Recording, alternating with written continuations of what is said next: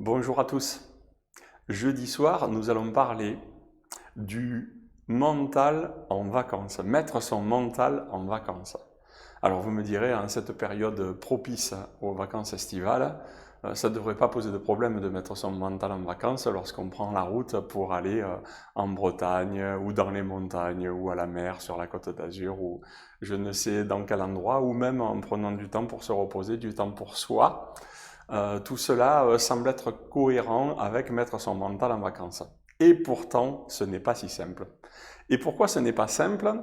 Eh bien, tout simplement parce que, pour exemple, la science, les chercheurs canadiens ont démontré, et ça date de ce mois-ci, que nous avons à peu près 6200 pensées par jour qui parcourent notre esprit.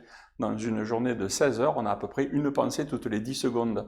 Ce qui fait que dans une vie de 80 ans, nous serions parcourus par à peu près 180 millions de pensées.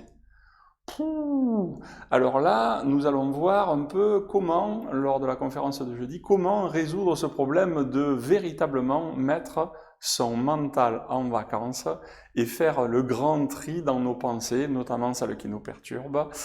Comment arriver à cela? Donc pour cela, je vous donnerai 5 conseils qui sont issus des enseignements de Geshe-la, au travers desquels on va véritablement mettre notre mental en vacances.